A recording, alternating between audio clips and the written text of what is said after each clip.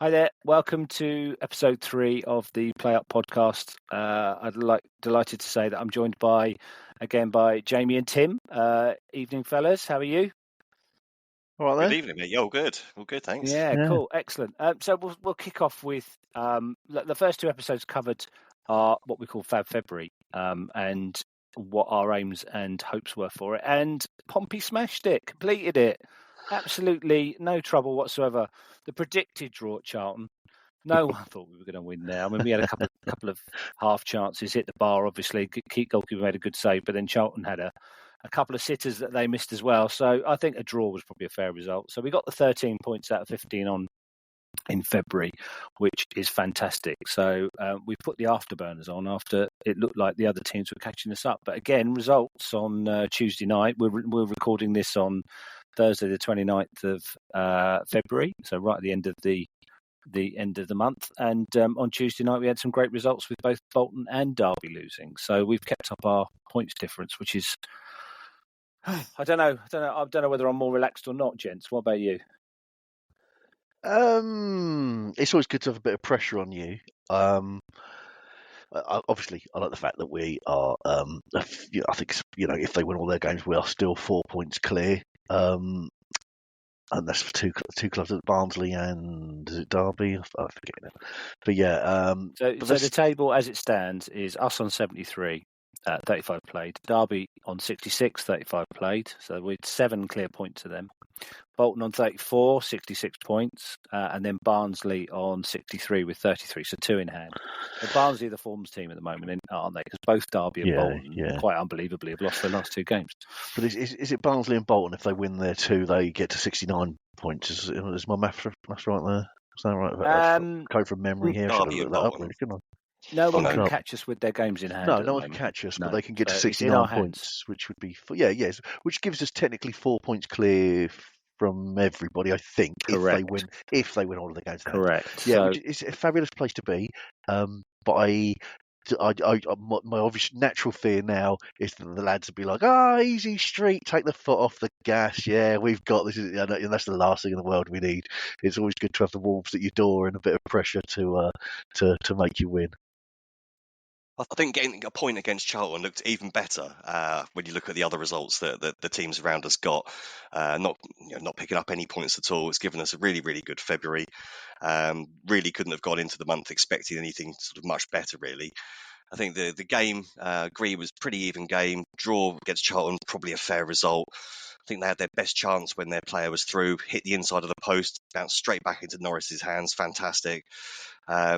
I think we were a little bit unlucky. I think we nearly saw Moxon score an absolute worldie at one point when he's flicked the ball over their player from the sort of right corner brilliant. Of the penalty area.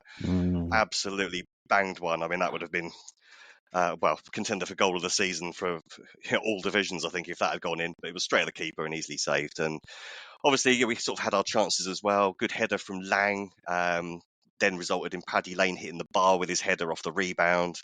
So, all in all, really, pretty even game, fair result, good point. As I say, even better that the other teams drop points around us. So we've actually got a genuine little bit of buffer in place now. Whereas we said earlier, those other teams win their games in hand. There's still a 4-point gap to get to us at the moment. So yeah, absolutely amazing month. Puts us in a great position.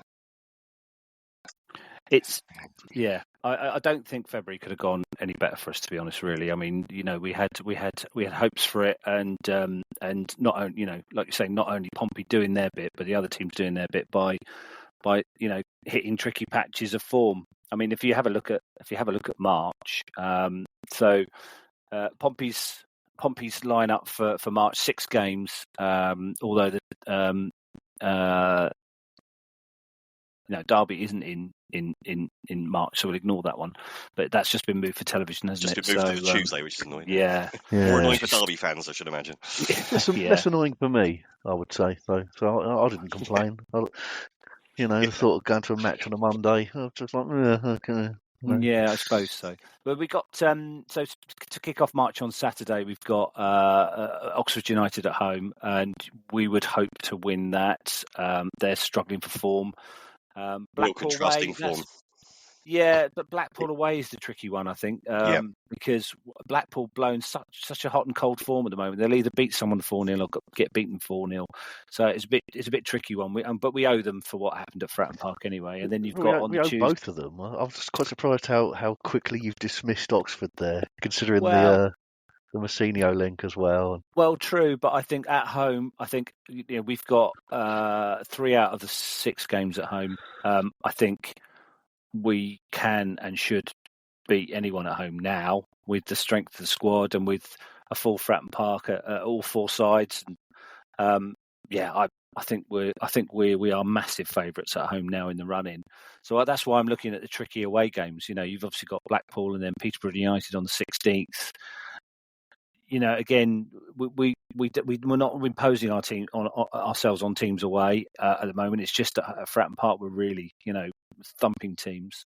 So that gives me the hope for when we play Barnsley near the end of the month, because I think we can beat Oxford, we can beat Barnsley, and definitely beat Burton. And then it's just what we can do with the 3 away games to Blackpool, Peterborough, and Wickham at the end of the month on Good Friday. So. Yeah, I'm confident. I make no apology for it. I just think what we've seen over the last 4 weeks has just really, cemented our position as the best team in the league, frankly. Well, I hope you're right. Yeah, I think we're all still a bit sore from that last Blackpool game to predict a win against them, but yes, yeah, I missed that, thankfully. That's really what I put down as a defeat. Yeah. Yeah, Peterborough that's going to be a bloody tough game. So was it? It was a draw at home, wasn't it? Early in the season. Yes, very early in the season. Yeah. I think everyone was feeling how they were going at that point in the season. But if we look at the opposition's matches, so very early in the season, very early in March, on the Tuesday night, Barnsley played Bolton. Nice. So that's good for us. If we win on Saturday, then potentially, next week, Barnsley or Bolton or both could again drop points, and then that takes us into. I don't think they've got trickier games than away in March. So on the 9th, Barnsley at home to Lincoln, although Lincoln are on fire at the moment. And then they're away to Carlisle United, so possibly 2 wins for them. Derby away to Bristol Rovers, and then on the Tuesday they are away to where are they? They're not playing on the Tuesday for whatever reason. Peterborough playing Stevenage again. I think we can discount those if we keep picking up points. We don't have to worry about those. It's just the 3 behind us that we have to concentrate on. Again, it's Saturday's result. We're looking at the next result, Saturday's result, get another win, and that puts even more pressure on the ones behind us. Yeah, I think it's quite good where a few of the teams have all got to play each other. There's definitely opportunities for teams to drop points against each other, and that helps our cause and everything. I think we've got quite an exciting run in as well, where we've got to play so many of those teams that are up there around us. It's what an amazing position to be in. We could absolutely blow this league away and win all these games, or we could suddenly get into a bit of a pickle and end up dropping out of the top 2 kind of thing. It's a really exciting way. But I think, looking at March, you say sort of Derby have got a couple of really tricky games in there against Bolton and Blackpool, and I think Bolton's run is quite tricky as well, with Oxford thrown in there as well. How far do you think it goes down, the sort of contenders for automatic promotion? Was one of the things I wanted to ask you both. Obviously, I would probably count it as the top 5 at the moment. I might be being a bit harsh on Stevenage and Oxford there underneath them, but that's where I would see it. And I don't possibly think even looking at Barnsley as being the most difficult thing. I think it is only between the top 4. Peterborough and Stevenage are too erratic, and Oxford as well. So Peterborough have lost 4 in a row. So they're plummeting just at the wrong time when they need to find some form. I mean, the way that Lincoln are going at the moment, they're only 8 points off 6th. So they're, if they get another 2 or 3 wins early on in March, that puts pressure on the playoff places for Stevenage and Oxford. Make a late charge for the playoffs. Absolutely. With the top 7, I think are what's vying for the playoffs and the automatics, and I think it's only Portsmouth, Derby, and Bolton who are really into contention for the automatics. So it's. I'll definitely extend it to Barnsley. Yeah, Well, Barnsley are in form. I think they're second behind Lincoln in the form table. They are. Well, no, I think we're second. Oh, no, sorry, we're second. Yeah, Orient and Barnsley. Yeah. So, but if you do peak at April, I mean, the thing is, if we have a really good March, then yes, we've got Derby and Bolton, but we could be at a point where we can just hold them off at arm's length with a couple of nice draws, and that would be enough to get us into the automatic promotion places. But yeah, we've certainly got an opportunity. I think the home matches are very good opportunities, and it's just what we do away. We tend to be a bit timid and away from home at the moment, and just scraping results. Although playing well in patches. At Charlton we could have got 3 points, but I think a point was fair. So if we're looking at 12 points in March, that puts us on 85 as we go into the run-in. Barnsley are actually second. If you look at the last 10 games, Barnsley is second in the form. Yes, they are technically on paper they are flying. So write them off. Hopefully we'll beat them at home on the 23rd of March, and that'll help. It's like so you said we've effectively got 4 6-pointers before the end of the season. It's a quality run-in into the end. That's great. It's in our hands, isn't it? We don't do anything silly against the teams we should be, and then when we come up against the stronger teams, we just need to impose ourselves and have that quality when it's needed. So it's exciting, isn't it? I mean, we haven't been in this position for quite some years, I mean, and even the last time we did win a championship, we only won it in the last 12 minutes. So being the pack leader and one of the form teams going into the last 11 matches is both exciting and very scary, because it's Pompey. It could all go wrong, but then most fans say that about their teams, don't they, really? Yeah, but with Pompey, it's usually true. Yes, that's true. Yeah, recent history says it's true. So what I'd like to discuss next. So, Tim, did you want to talk about a possible player of the season debate so far? I mean, I know who my player of the season is, so far at least, and I don't think anything in the last 11 games is going to change my mind, because this person who I'm thinking of has been dominant throughout the season, and it's not going to change. So, who's your pick, Tim, so far? Oh, it's a really difficult one to choose, isn't it? Player of the season. I think there's so many candidates for it at the moment. There's lots of kind of like obvious ones from earlier in the season who obviously can't be now. Regan Paul would have been probably right up there as an opportunity for it, and sort of a few other players who are injured as well. Alex Robertson was magnificent earlier on. But yeah, I mean, again, other players who I think are making a really good impact at the moment. I've talked a bit about Ogilvie last time, but again, he's only played, I think it's either 16 or 18 games out of this season, so you can't end up winning a player of the season on that. It really could come down to sort of what happens over these next few games. If Paddy Lane keeps banging in a few goals and they're the difference for it, then he's probably going to get player of the year. If Bishop ends up over 20 and those goals are the ones that sort of take us over the line by beating the likes of Barnsley and Derby and Bolton, then he's probably going to win player of the year. But it's nice to have so many candidates, really, isn't it? I mean, sort of on the whole, Norris has got to be surely in there with a shout. He's been consistently good the whole year. So I think it's very difficult. I've got a stat. Go on. Okay. Yeah, love your stats. So Norris is currently the most clean sheets in the country. He's got 16. Well, he's got to be on the shortlist then, hasn't he? Yeah. Then you've got to look at someone like Marlon Pack as well. I mean, what a leader and player he's been for us this season. So, I think it's very difficult at the moment. I don't know if you guys, either you guys saw, there was a news article this week. I think it was a Jordan Cross article, and he did his marks out of 10 for every player so far, and he had Shaughnessy and Pack both Yeah, on there you go. 9. Yeah, That's they another were one I both. didn't even think of mentioning just then. Shaughnessy being Yeah, so good. Yeah. Shaughnessy is my pick, and I don't see anyone overtaking him for the rest of the season because he's just been solid. He's been quality when he needs to be. He barely puts a foot wrong. I mean, I would agree that Pack is his only challenger. So well done, Jordan, for saying that. But for me, Shaughnessy is.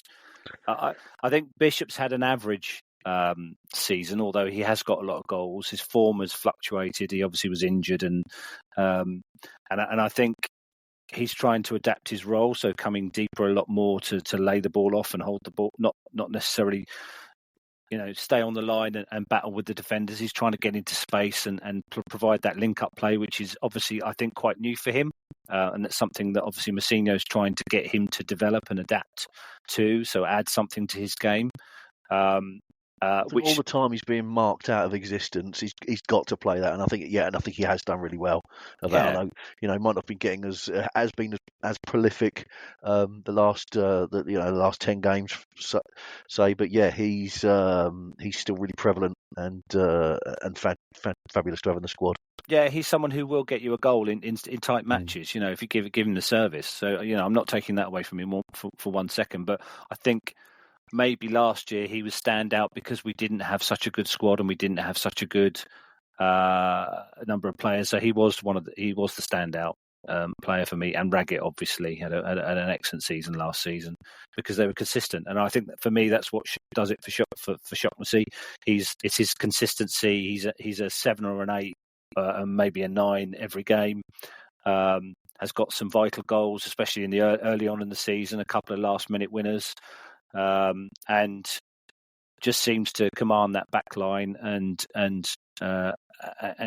gets us moving up the pitch because he can bring that ball out and also play some excellent passes, which is obviously the way Mousinho wants to play. Obviously, we were discussing Raggett in the last episode and his possible limitations and him adapting and trying to play a bit more football, but he's possibly not suited for it at too high a level. But that's the way that Mousinho wants his centre backs to play. He wants them to be good on the ball, and he wants to be able them to come out and break the lines into midfield and create space for other players. So it's Shaughnessy for me, and like I say, I'm not. Unless Paddy Lane starts banging in a couple of hat tricks, then I don't think for me he's going to be overtaken at this moment in time. I'm really enjoying Plain and Kamara's both their work. The two of us. And I've got a little bit of sentiment for Rags as well, just for the way he stepped up. He's absolutely. You went to town on that one last week. Fair play too. Yeah, he's he could almost wing it out of sentiment value. He's probably the longest standing player in that particular squad maybe now. And he's done a great job. But yeah, so for me, I'd go for the two scoring wingers. They've just because I'm a bit flamboyant and I like the up front players. But yeah, I like a goal. I think it's boring to pick a defender. I know they do. They do grand jobs back there, and Shaughnessy has done an amazing job. But I'm one of those chairmen that goes and spends 500 million on the striker. in your The fantasy interesting management. thing as well could be that he wasn't actually first choice at the beginning. So I think it was an interesting fact that he wasn't first choice in the first game of the season either. It was Towler, wasn't it, who was there with Paul at the beginning of the season. Yeah. He came straight in after that, I think, didn't he? It was either the next game or very soon. I think he had a knock. I think he wasn't completely fit. Okay. Yeah, I think he came in on the second game and then and obviously hasn't moved since that part of the season. And probably because of Paul's injury that he's had to step up. I think we all agree that for the first several matches, Paul was head and shoulders above everyone, wasn't he? He was defending extremely well and pitching in with the goals as well. Both of them were, and he looked like Paul looked like the one that would walk away with it this season. Obviously, his horrible injury has knocked that one on the head. Shot the Sears, stepped up and went, right, okay, I'm the man. I'm going to be doing it. I'm going to be one that's going to, Marlon Pack drives the midfield. I'll drive the defence behind him, and it's been very impressive. I think he can easily play at Championship level. And I think that was your point originally, wasn't it, Tim? That it's just so hard to choose because it's a fantastic position to be in. There's so many players who've had such good seasons, and it's a great position to be in to not know who on earth the player of the season is yet. Could be anyone. I still think it could be a number of people, but there's still plenty of opportunities. Any of those 6 or 7 we mentioned. Yeah. Okay, so the Pompey Trust are running a fan engagement thing at the moment, and it's to do with a mural they want to do at Fratton Park. We don't exactly know where the mural will be at the moment. I don't think the information's out there, but they want fans to nominate 5 of their favourite players to be included in a mural. So I spent a little while today doing my 5, and I agonised over it. But what have you guys got to offer up for us to argue about, possibly? Whilst I look up my real ones, hear me out here. Okay. Not a joke one. Dave Bevan, Diamanti Kamara, Warren Aspinall, Rory Allen, and Lee Chapman. Absolutely, yeah. So that mural wouldn't be anywhere near Fratton Park, would it? No. No, I've got some real ones. Perhaps you can do that in one of the walls at the gents' toilets in the North Stand, perhaps, or the Fratton end. Yeah, that would be. Yeah. They could grace the toilets. So, what's your real one, Jamie? I can't remember now. God, who did I say? You didn't make notes. I did, and I'm scrolling through my phone right now. There's been so many messages since. Toddy was one of them. Here we go. Yeah, Guy Toddy, because of the promotion, the goals. Guy Whittingham, absolute hero for the club, and a record breaker for so long in the league in the league in general as well. Pedro Mendes for those 2 goals, and arguably one of the most exciting football days of everybody's lives. Sol, because he lifted the cup. He was captain when we did, and I might have gone for Carnu. It might have been the other one. I can't remember now. But no, it wouldn't have been Carnu. No, because he's too much of it. He was too much of an Arsenal icon for me. And you could argue the same about Sol, but Sol was the captain. I think Carnu pissed on his chips a bit, to be honest, because his behaviour when at the end when the club were in financial trouble in the Championship. I think if I remember rightly, that he was on an appearance-based wage as well. Right. So the club basically told him that he wasn't going to play. So, but he was in order to get paid, he was contractually obliged to turn up at the match. So he would arrive in his Ferrari at about 2:45, spin it into the car park, turn up for the first 5-10 minutes of the match, and then go home. Brilliant. Brilliant. Not bad for a 55-year-old man. No, exactly. It's a difficult time for everyone. Then I know a lot of players lost money, didn't get money, whatever. Richard Hughes, Michael Brown, Sol, Teddy Sheringham, and loads of other people didn't get money. So but I think Carnu's behaviour at the end there was tarnished his reputation a little bit. But I mean, obviously on field he was amazing. What about you, Tim? What have you got for us? I have to admit, I'm as predictable as Jamie in the fact that I've done a joke 5 first of all as well. No, I want to hear a joke 5. I wish I'd done a joke 5 now. So I kind of thought, who would be the 5 players that if you drew a mural of them, it would just wind people up no end. So I've gone for Kostas Chalkias. Do you remember him? The wonderful Greek goalkeeper. Yeah. Be wary of Greeks bearing gifts because he bailed a lot to Southampton one afternoon, terrible. I remember. You're right. Do you remember a fellow we had called the Whirlwind, Collins Mbasuma? Oh, I think yeah, I he came remember him. over from Kaiser Chiefs or somewhere like that when our first or second season in the Premier League, with a reputation of banging in loads of goals, and probably only played about 18 minutes or something, and was clearly overweight and unfit. I've gone for Carl Tyler because I'm a big fan of Championship Manager 0102, and annoyingly, he's one of the worst players on the game, and he's in the Pompey squad at the start of that. I've gone for Tal Ben Haim because I remember how popular he was towards the end of his career here. And a guy, last one, I feel incredibly sorry for him because his Pompey career just was a disaster from start to finish. Do you remember Drew Talbot? No. When did Drew Talbot play for us? He signed for us when Cookie was manager. He was a from Chesterfield signing, and the only thing I remember about him, there was one particular game when I think he scored an own goal, knocked out one of our own players, and then went off injured. And see if you can find anything about Drew Talbot. Like the poor bloke just had a disastrous life. I've just looked him up. Do you know? I recognise him now. I recognise him. Yeah. He let's have a look. He played for us in the 2016-2017 season, and he played 9 times apparently. Yeah. He was mostly played for Chesterfield. I do recognise him. Yeah. He's got a very bald head, probably very tall. I think he was a winger, wasn't he? Exactly. Yeah. I thought he was a fullback or something. But, I'm sure he collided with one of our own players at some point defending a corner, and the player had to go off injured, then scored an own goal, then went off injured himself in one game, is what I remember. Well, according to Wikipedia, which is something my eyes just, I can't believe I've just read this. So he made his debut for Luton in 2007, but apparently after an epic performance against Liverpool, he was labelled the Ginger Maradona.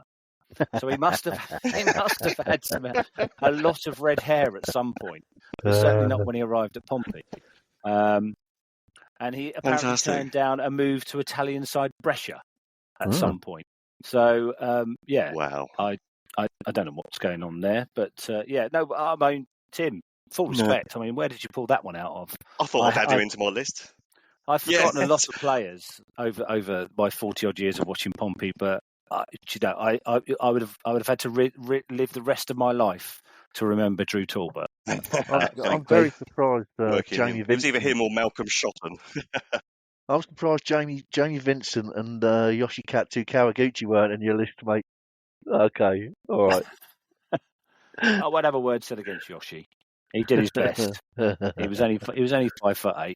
Yeah. For our listeners, we've just had to we've had a bit of a connection problem. We've just had to re-ask Tim the question, so he's going to sound a little bit different now. He's not on the same microphone.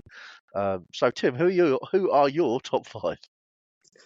Well, number 1, nice easy choice for me. My favourite player was only there one season, but Robert Prozinecki, absolute legend. Loved it.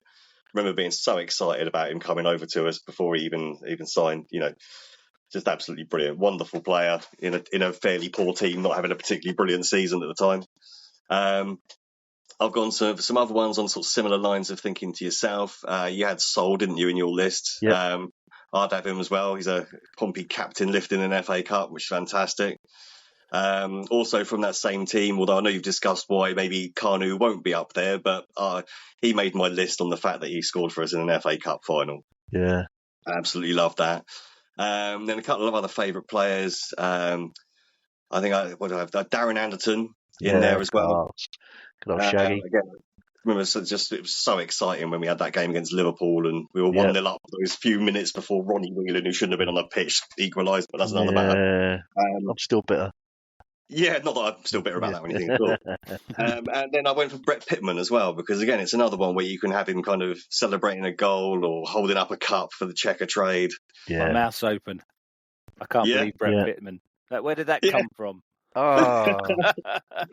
It was decent. There's some iconic photos of them and holding up a cup and everything. So, okay, Brett Pittman. That sideswiped me. I didn't expect that one. I'm a big fan of Brett's as well. I was gutted when he went. He's still scoring a ton of goals in non-league. He's dropping down the leagues every season. He goes down a league and gets about 40 goals a season. Yeah, he's going to be playing for some pub team in 3 years' time. A little bit bolder, a little bit fatter, and a few more goals every season. Yeah, absolutely. Yeah, no, it's Okay, fair enough. Brett Pittman, that's definitely done me. Who you got then, Scott? Who you got? Wow. Like you, Tim. I wasn't going to say Prosinecki first, but frankly, the most gifted player I've ever seen in a Pompey shirt, and possibly likely to ever. I know we had some great players in the Premier League with Sheringham and Berger and Yakubu and Sana Diarra, and we had some real quality technical players who were some of the best players we'd seen at Fratton Park. But just purely for that season, 34 games, 9 goals, none of them were tap-ins, all of them were belters, free kicks, penalties, shots from 40 yards, just a lot really. And what it doesn't record is his assists. I couldn't find his assists for that season either, but it must have been into double figures for assists for Crouch in particular for that season as well. Yeah, absolutely. It was we got Crouch from QPR, didn't we, that summer, and Prosinecki made him look really good. So although he did blot his copybook, so whose ankle did he tread on? The little Scottish forward, I can never remember his name, that we had as well, that was playing up front with Crouch. Mark Birchall. Yeah. So he apparently did Birchall's ankle in training, because he used to go for one tackle a game, didn't he, Prosinecki? Get a yellow card and then not bother again. So he kind of wanted to reinforce the fact that I'm not a tackler. Don't ask me to tackle. So he'd run up and miss the ball by about 3 seconds, take someone out, get a yellow card, and sort of hold his hand and go, "There you go. I told you I was no good at tackling. I'm not going to bother again for the rest of the game." Sneak off for a half-time cigarette. Apparently so. Yeah, a Gauloise or whatever he was smoking. But unbelievably, he came to Pompey, but he played for Barcelona and Real Madrid. And something I didn't know about him is he won the European Cup with Red Star Belgrade. When it was possible for other teams to win it. I remember when Forest won it, they played Malmo of all teams in a European Cup final. Malmo don't make it out of the qualifiers these days. So interesting times. But a good Robert Prosinecki fact is that he actually played the World Cup for 2 different countries. He did, Yugoslavia and Czechoslovakia, Croatia, of course. Croatia. So without a doubt, Robert Prosinecki. The problem is that you don't know what sort of demographic are voting. So I've gone for different eras, and as you'll find, quite a long way back in history. But my second nomination is the legend, of course, Alan Knight. Knighty, that was my other one. Played for Pompey in 4 decades and all 4 top flight divisions in his 26-year career. 801 appearances, all for one club.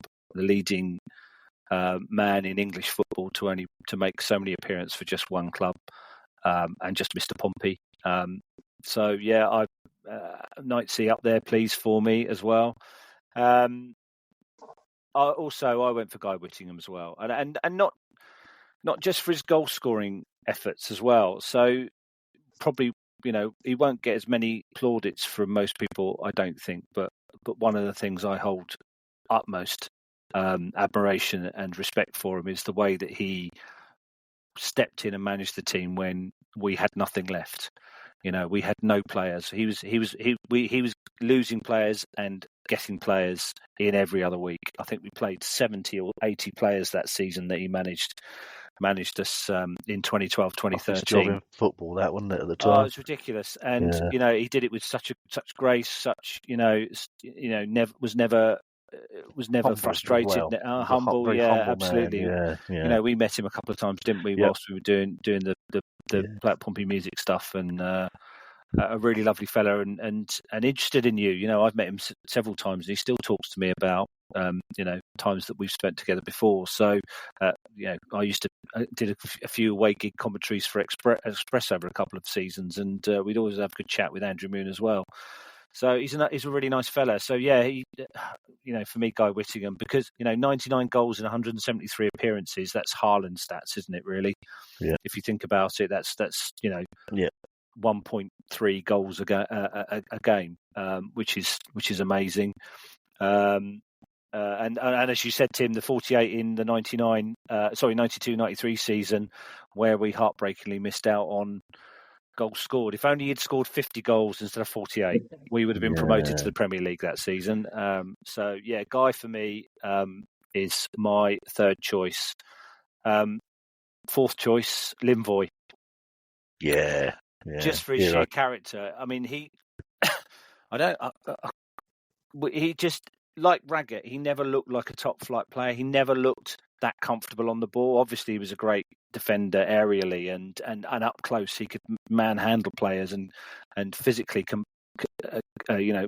combat them. But his transformation into, at times he was one of the Premier League's best defenders, and we were all chanting Linvoy for England for at least a season. And he partnered Sol Campbell for at least one or two seasons, and didn't look out of place. And we all know what a nice guy he is. He's an MBE for his charity work for his Christian charities, and always has a smile and a hug for everyone whenever he was involved in Portsmouth. And he was around during our tough times as well. 10, 12 years ago, he was someone who was very supportive of the club and helped us in fundraising and raising awareness for saving the football club. So respect to Linvoy. I'd like to see his smiling face up on that mural. He did eventually hold the FA Cup, didn't he? He had to hobble up there, but he eventually got to hold it. And my last effort, which I don't know, I never saw him play, but he's someone who is very important in Pompey's history, and that's Dougie Reid. He Thunder Boots. That's right, and was one of the most instrumental players in, obviously, the double championship winning side, 48, 49, 49, 50. And not only that, again, I've picked players who've not only shined as a player, but also have helped us in the background. So probably not many people know that he was groundsman for 20 years as well at Fratton Park. He spent a lot of the 60s and 70s with Jimmy Dickinson. So Jim Dickinson was obviously very involved in the club in the 60s and 70s, even when he stopped playing. He was manager and held various roles around the club. So we had players who loved the club and wanted to stay around the area and support it. So I'm never going to get any more nominations than me, probably, but I didn't want to concentrate purely on modern players. I wanted to go back into our illustrious, pre-Premiership history and pull out someone who was one of our favourites in black and white. So two things there. Firstly, I've said Thunderboots confidently, but the only reason I ever know that Dougie Thunderboots Reid even exists is because of Tim. So he probably should have said that instead of me. Secondly, so I thought I was thinking that we'd go for players that we all knew, modern players that we had an affection for. So if you're gonna go old school, how about Sir Arthur Conan Doyle? Should he be on there? Yeah, well, technically he didn't play for Pompey, did he? He played for Royal Artillery. Yeah. AFC Royal Portsmouth, Artillery. I thought it was, well, quite apt in our 125th anniversary year, I guess, because obviously we were founded from the Royal Artillery, and he played in goal allegedly for them. We should get a statue next to Dickens downtown for him anyway, shouldn't we? Really? If we're gonna go statues next, I definitely want a statue for Knightsey. If we're gonna try and get another one, be my first choice. He's got to be next on the list. For being immortalised in, is it bronze? I don't know. I presume it's bronze still. Not some copper alloy or something. Lager? Let's get a lager coloured statue. I already love There's that. probably a few people on a match day there's probably a few people on match day who stumble from the fan area over to have a look at Jimmy Dickinson and do spill a bit of lager on the way. But there we go. That's my five. I think of the ones we said, probably Knightsey and Whittingham have got really strong chances of being selected by a lot of people. So probably those two from our choices. And possibly Prosinecki. I didn't go for Prosinecki simply because he's a Madrid, Barcelona Belgrade hero. He came to us for once. Arguably, he probably is one of the best players to ever step foot on the turf. But so I didn't go for him because he was only with us for one season. And so now you've said that, and it's a controversial one. What would your emotions be towards if Paul Walsh got a large number of votes from people? How would you feel about that? Because he's a diversive. That's a great point. And when I was thinking about Whittingham and that goal scoring season, it was Walsh and Whittingham, wasn't it? Whittingham would not have scored many of his goals if it wasn't for Walsh laying them on a plate. A good shout, but you could only pick 5. So I mean, if I had 12 or 13, then Walsh would definitely be in there. But yeah, if you're only picking 5. So, guys, thanks for joining me this evening. We've had some very interesting and enlightening discussions about Pompey's Fab February and our march to the championship, shall I say, or march fixtures. Yeah, you see what I did there. Seamless. And also our joke 5. Thanks for that, you two guys. Like I said, I wish I'd done a joke 5. I didn't think of that, but I think we've got a few that probably other people will pick, and some excellent nods to some of our great and mighty that used to play for Pompey. So thanks for joining us. I'll hopefully speak to you again in a couple of weeks, guys. Thanks very much. Cheers. Cheers. See ya. Good night. Bye.